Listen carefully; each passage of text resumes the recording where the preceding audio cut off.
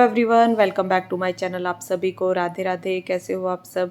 आशा है कि आप सभी बहुत अच्छे होंगे और मैं भी अच्छी हूँ। और एक बार फिर से वेलकम है आपका न्यू ब्लॉग में। तो जी शाम का टाइम हो रहा है, शाम के बजे हुए हैं अभी 5 और मैंने अपने किचन का जो काम है वो शुरू कर दिया है। तो मैं आज बना रही हूँ साग। तो साग बनाने में जैसे कि थोड़ा बाकी सब्जियों से ज़्यादा टाइम लगता है, तो इसलिए मैंने अपना काम ना 4:30 बजे से ही शुरू कर दिया था। और जो सरसों थी, पालक थी, उनको पहले साफ़ किया। कुछ उसमें जो ख़राब पालक होते हैं वो भी निकलता है, तो उसे छाँटने में काटने में थोड़ा सा टाइम लगता है। दोनों को काट के धो के अब मैंने बनने के लिए रख दिया है। और कुकर में ना मैंने हल्दी भी डाली है। कुछ लोग ना हल्दी नहीं डालते हैं साग में, तो मैं हल्दी डालती हूँ। तो उससे ना जो साग का कलर होता है वो ज़्यादा ग्रीन नहीं रहता, थोड़ा पीले पीले से कलर में हो जाता है। और ज़्यादा डार्क ग्रीन जो कलर का साग होता है ना, वो मुझे इतना अच्छा नहीं लगता है, तो इसलिए मैं हल्दी डालती हूँ। हल्दी, नमक और हरी मिर्ची डाल के उसको मैंने रख दिया था बनने के लिए। और फिर आटा मेरा ख़त्म हो गया था, जो कि मैं उतना ही पीसती हूँ, हफ्ते 10 दिन का ही आटा मैं पीसती हूँ, तो वो ख़त्म हो गया था। और गेहूँ भी मैंने ना 2-3 दिन पहले ही मैंने धुले थे, तो उनको सुखा के रख लिया था। और आटा ख़त्म होने की ना मुझे फ़िक्र नहीं रहती है, क्योंकि आटा चक्की है, तो इसलिए जब भी ख़त्म हो जाता है ना, तभी मैं साथ के साथ भी मैं पीस के ले आती हूँ। तो इतने हमारा साग बनेगा ना, मतलब इसमें सीटियाँ लगेंगी, इतने अब मेरा आटा भी पीस जाएगा। और बीच बीच में जाके ना मैं उसको देखती रहूँगी, क्योंकि ऊपर अभी कोई भी नहीं है और ऊपर ऐसा मुझे कोई काम भी नहीं है कि मैं ऊपर अपना काम करती रहूँ और आटा पीसता रहे। तो यहाँ पे नीचे आके, जो कि जहाँ पे मैंने साग काटा था वहाँ पे थोड़ा गंदा सा हो गया था। और शाम का टाइम हो रहा है, तो झाड़ू मैं शाम के टाइम ज़्यादा नहीं लगाती हूँ कभी भी। जाल में से कुछ पत्ते वगैरह आ जाते हैं, जाल खुला हुआ है तो मुझे झाड़ू लगानी पड़ जाती है। थोड़ा बहुत जाल के नीचे नीचे से परे को झाड़ू लगा देती हूँ, नहीं तो डेली मैं कभी भी झाड़ू नहीं लगाती हूँ। और शाम को झाड़ू बताते हैं कि नहीं लगानी चाहिए। शाम को झाड़ू लगाने से हमारे घर की ना बरकत चली जाती है, और सुबह ही झाड़ू पोछा करने चाहिए। तो जो साग के कुछ पत्ते थे वो भी मैंने झाड़ू से साफ़ कर दिए हैं। और यहाँ पे अब बर्तन भी मैंने साफ़ करके रख दिए हैं साथ साथ। और अब ये जो मसाला है जो कि साग में डालना है, अदरक, लहसुन और लाल मिर्ची और हींग।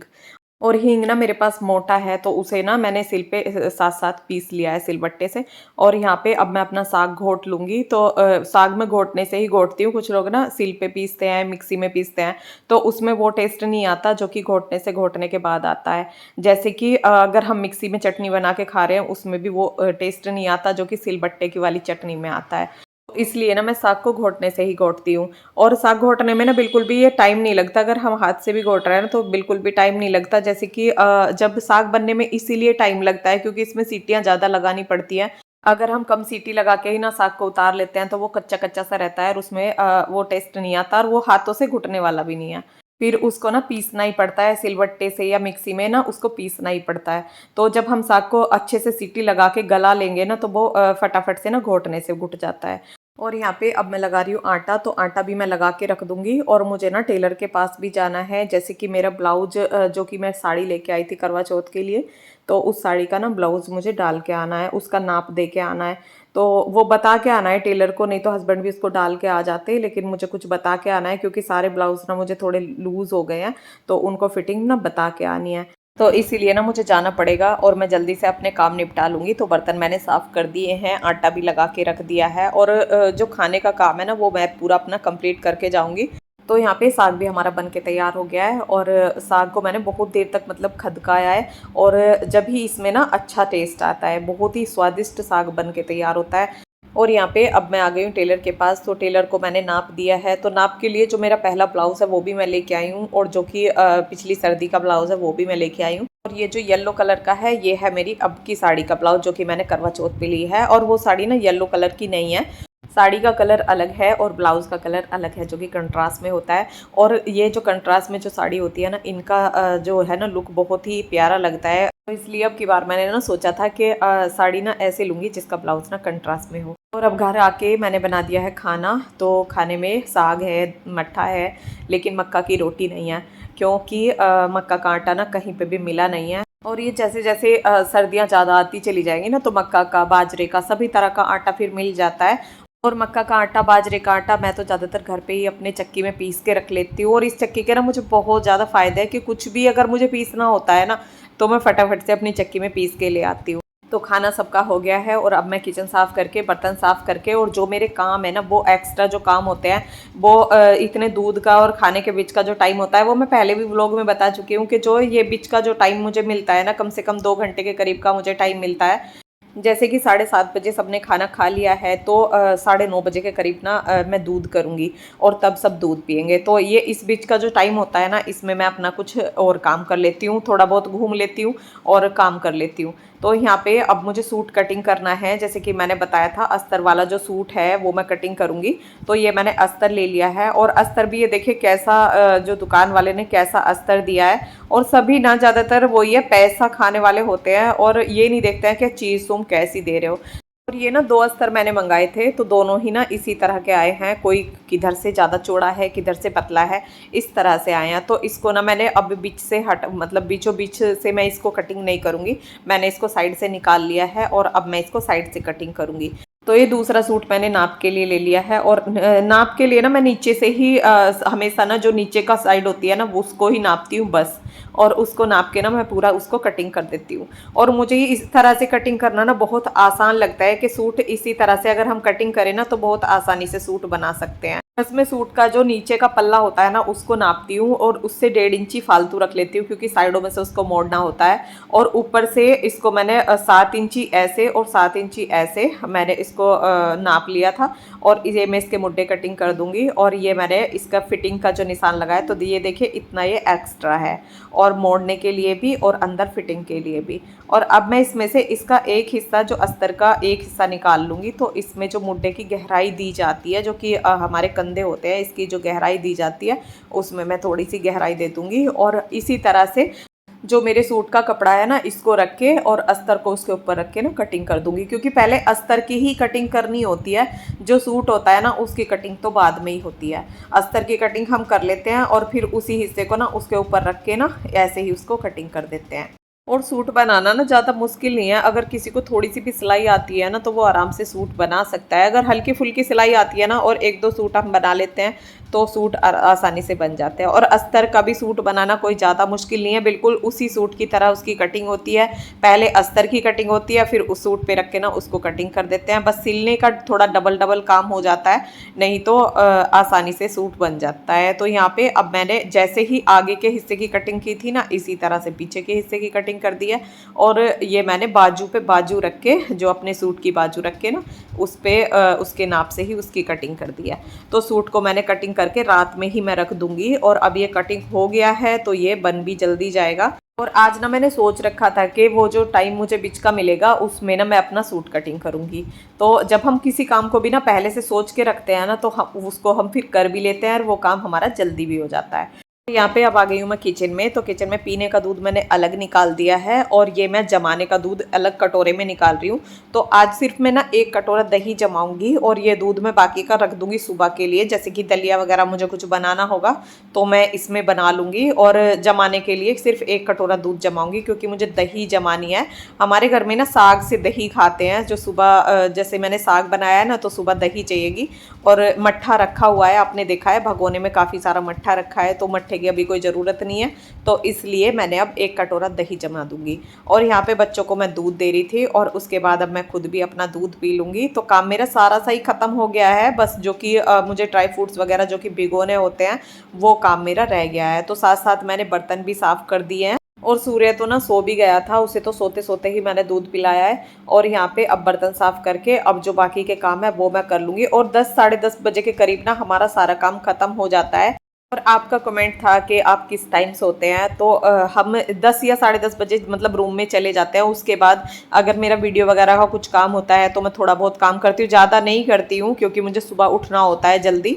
तो इसलिए मैं जल्दी ही सो जाती हूँ जैसे ही मुझे नींद आती है। और दिन में मैं नहीं सोती हूँ तो इसलिए नींद भी जल्दी आ जाती है। और दिन में अगर हम 1-2 घंटा लेट लेते हैं ना बीच में, तो फिर रात में जल्दी से नींद नहीं आती। तो मैं दिन में नहीं सोती हूँ तो इसलिए रात में नींद जल्दी आ जाती है।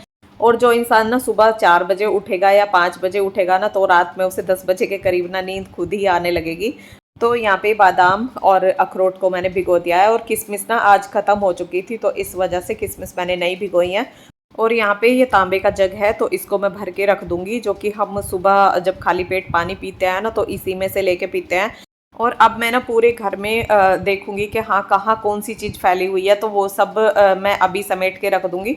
जैसे कि इधर उधर जो भी सामान पड़ा हुआ होता है ना, वो रात में ही मैं सुगा के उसके बाद ही सोती हूँ, तो नहीं तो वो सुबह ही उतना ही मेरा काम फैल जाता है। जैसे अब मैं ये इसी तरह से छोड़ दूंगी ना, तो सुबह उतना ही ज़्यादा मुझे टाइम लगेगा और सुबह का काम ना मेरा फिर जल्दी हो जाएगा कि मुझे इधर उधर जो सामान पड़ा हुआ नहीं मिलेगा। और रात में इस तरह से सामान छोड़ना भी नहीं चाहिए, वो भी अशुभ होता है। रात में अपने घर में इधर उधर जो सामान पड़ा होता है ना, उसको अब समेट के तब सोना चाहिए। अगर वो सामान ना इधर उधर पड़ा रहता है तो वो अच्छा भी नहीं लगता है, और घर में ना दरिंद्रता आती है ऐसी चीज़ों से कि चप्पल जूते इधर उधर पड़े रहते हैं, कोई सामान इधर उधर पड़ा रहता है, तो वो खुद को ही अच्छा नहीं लगता। और जब हम सुबह उठ के ऐसे ही देखते हैं ना कि इधर उधर सामान रहता है, तो उससे ऐसा लगता है कि पता नहीं कितना काम हमारा फैला पड़ा है। और इस काम को करने में ना मुश्किल से 10 मिनट लगती हैं, और ये सुबह भी हमें ही करना है, लेकिन पूरी रात हमारा घर बिखरा हुआ रहेगा तो वो भी अच्छा नहीं लगेगा। तो इसलिए इसको मैं रात को ही कर देती हूँ। और यहाँ पे अब मैं भिगो के रख दूंगी मेहंदी। और ये मेहंदी आपने देखी, ये नेहा जो रचनी मेहंदी होती है वो मैंने मेहंदी ली हुई है। और इसके लिए ना काफ़ी कमेंट आते हैं कि आप अपने बालों में कौन सी मेहंदी लगाते हो, तो मैं यही रचनी वाली मेहंदी लगाती हूँ, मैं कोई कलर वाली मेहंदी नहीं लगाती।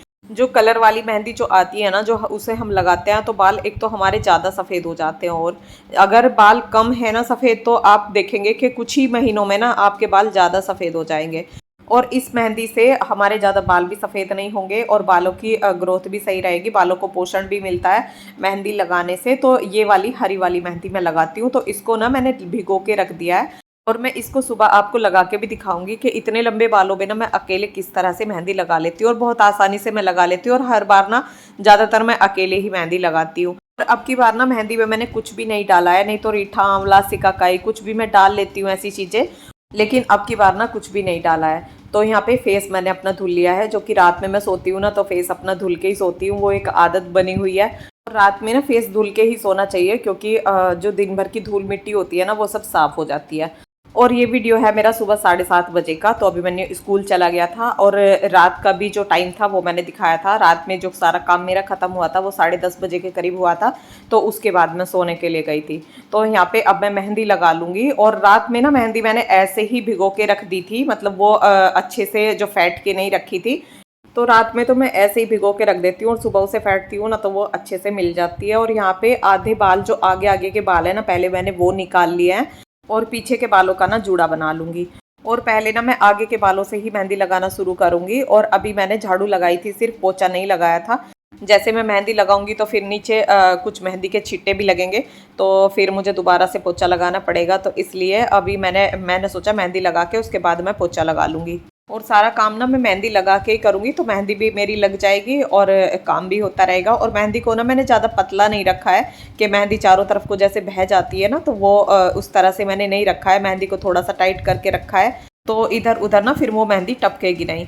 और ये मैंने मेहंदी लगाने का ब्रश ले लिया है, तो इसी से मैं मेहंदी लगाऊंगी। और ये पहले आधे जो आगे के बाल है ना, पहले इनमें लगा के इनका जूड़ा बना लूँगी, और उसके बाद जो पीछे के बाल है ना, उनमें धीरे धीरे करके आधे आधे करके उनमें भी इसी तरह से लगाऊंगी। और हाथों में मैंने ग्लव्स पहन लिए हैं, क्योंकि ये ज़रूरी है। जैसे करवा चौथ है तो हाथ ख़राब हो जाएंगे, और फिर जो हम करवा चौथ पे मेहंदी लगाएंगे तो फिर वो अच्छी भी नहीं लगेगी। तो इसलिए मैंने हाथों में ग्लव्स पहन लिए हैं। तो और मेहंदी जब भी मैं लगाती हूँ ना, तो ज़्यादातर ग्लव्स पहन के ही लगाती हूँ, जो हाथ है वो ख़राब नहीं होते। और मेहंदी में जैसे मैंने कुछ भी नहीं मिलाया है, तो अगर आपके घर में अंडा जैसे खाते हैं या अंडा यूज़ होता है, तो आप मेहंदी में डाल के ना अंडा भी लगा सकते हैं। उससे बालों में ना शाइनिंग आ जाएगी और बालों की ग्रोथ भी अच्छी होती है, क्योंकि अंडे में ना प्रोटीन होता है। और हमारे घर में अंडा यूज़ नहीं होता, इसलिए मैं नहीं लगाती हूँ। और मैं बालों में लगाने के लिए भी नहीं मंगा सकती, क्योंकि हमारे घर में कान्हा जी हैं। तो पहले जब कान्हा जी नहीं थे तब मैंने 1-2 बार अंडा लगाया था, तो उसका रिजल्ट मैंने देख रखा है कि बहुत ही अच्छा आता है। तो उस तरह से भी आप लगा सकते हैं। और बालों की जो केयर है ना, वो करनी बहुत ज़्यादा ज़रूरी है। अगर आपके बाल झड़ रहे हैं या बाल दो मुँहे हो गए हैं, तो समय समय पे उनकी देखभाल करते रहेंगे तो बाल अच्छे ही रहेंगे। और जैसे मेहंदी लगाना है, तो मेहंदी कलर वाली कभी भी ना लगाएं, उससे बाल ड्राई हो जाते हैं, बाल ख़राब हो जाते हैं। और बालों को अगर आप ज़्यादा शैम्पू करते हो उससे भी बाल ख़राब होते हैं। तो बालों को अगर एक हफ्ते में आप धुल रहे हो और उनमें ऑयल लगा रहे हो और उनको बांध के रख रहे हो, चोटी वगैरह उनकी बना के रखते हो, तो बाल ख़राब नहीं होते। और जूड़ा भी बनाते हैं ना तब भी बाल ख़राब नहीं होते। बस वो है कि जूड़े में बाल उलझते हैं, और चोटी अगर हम टाइट करके चोटी बना लेते हैं ना तो उसमें बाल उलझते नहीं है, तो ज़्यादा टूटते भी नहीं है। तो यहाँ पे अब आधे बाल और मैंने ले लिए थे, तो उनको मैंने मेहंदी लगा लिया, और अब इनका भी मैंने ना ऊपर जूड़ा बना दिया है। और अकेले मेहंदी लगाना ना बहुत मुश्किल लगता है। अगर कोई दूसरा मेहंदी लगाता है तो उसे दिखता है कि हाँ यहाँ पे बाल वाइट हैं, और यहाँ पे मेहंदी ज़्यादा लगी है, यहाँ पे कम लगी है, वो सब दिख जाता है। लेकिन खुद को पीछे का तो कुछ भी दिखाई नहीं देता कि पीछे किस तरह से मेहंदी लग रही है। लेकिन पीछे का मैं इतना ज़्यादा देखती भी नहीं हूँ। पीछे के जो बाल अगर सफ़ेद भी हैं तो वो दिखाई भी नहीं देते हैं, वो चोटी में बन जाते हैं। आगे के ही जो बाल वाइट होते हैं ना वो ज़्यादा दिखाई देते हैं। और जो मेहंदी बची है वो मैंने हस्बैंड के बालों में लगा दी है। तो इनके बाल वैसे सफ़ेद तो नहीं है, एक भी बाल इनके सर में सफ़ेद नहीं है, लेकिन फिर भी लगा दी है। जब ब्लैक बालों में भी मेहंदी लग जाती है ना तो जो रेड रेड सी उनमें शाइनिंग आती है वो भी अच्छी लगती है। तो इनके बालों में मेहंदी लगा के, और मेहंदी को मैंने 3 से 4 घंटे के करीब अपने बालों में रखा था। और मैं ऊपर चली गई थी छत पे धोने के लिए, क्योंकि बाथरूम में ना बहुत ज़्यादा मेहंदी हो जाती है ना जब, तो बाथरूम बहुत ज़्यादा गंदा हो जाता है, छींटे भी इधर उधर लग जाते हैं। तो इसलिए मैंने सोचा ऊपर बाल धुल के आऊँगी। तो ऊपर बहुत तेज़ धूप हो रही थी। इतने मैंने सारा काम किया था ना, घर का जो खाना वगैरह का सारा काम किया था, इतने मैंने बालों में मेहंदी लगा के रखी थी। और मैं मेहंदी ना इसलिए सुबह को ही लगाती हूँ कि इतने मेरा काम होता है ना, इतने बालों में मेहंदी लगी रहती है। और अगर दोपहर को लगा लूँ ना तो मुझे भारी बनने लगती है, मतलब 1-2 घंटे में ही मुझे ऐसे लगने लगता है पता नहीं कितनी देर हो गई। तो यहाँ पे मेहंदी सारी मैंने निकाल दी है। वैसे मैं शैम्पू भी लेके आई थी, लेकिन शैम्पू मैंने बालों में नहीं किया है। और शैम्पू करूँगी मैं इनमें, पहले रात में मालिश करूँगी और उसके बाद जो करवा चौथ वाले दिन मैं इसमें शैम्पू करूँगी। ऐसा करने से बालों में मेहंदी का कलर ज़्यादा टाइम तक रहता है। और अगर साथ साथ शैम्पू कर लेते हैं ना तो आधा कलर तो साथ के साथ ही मेहंदी का निकल जाता है। तो इसलिए ना मैं शैम्पू 1-2 दिन बाद करती हूँ। और यहाँ पे आज मुझे बालों की जो ट्रिमिंग है, जो कि कटिंग है, वो नीचे से करनी है। आप बोल रहे थे कि दीदी दिखाना जब आप बालों की इस तरह से आप कटिंग करते हैं। तो बालों को ना पीछे को निकाल के और पीछे से पकड़ के ना, जिस तरह से मैंने आपको दिखाया इस तरह से पकड़ के मैं आगे लाके और इनको जितना भी मुझे कट करना होता है ना उतना कर देती हूँ। और बालों में ना पहले मैंने तेल भी लगा लिया था, नहीं तो इनमें कंघा भी नहीं निकल रहा था। मतलब जैसे मैं इनको निकाल रही थी ना तो बाल बहुत ज़्यादा टाइट टाइट हो रहे थे, क्योंकि बिना शैम्पू के ना सही से मेहंदी साफ़ नहीं होती है। तो बाल हमारे कटिंग हो गए। अब वीडियो रोकेंगे यहीं पे। वीडियो पसंद आया हो तो लाइक करना, चैनल पर नए हो तो सब्सक्राइब करना। मिलते हैं नेक्स्ट व्लॉग में, तब तक के लिए राधे राधे।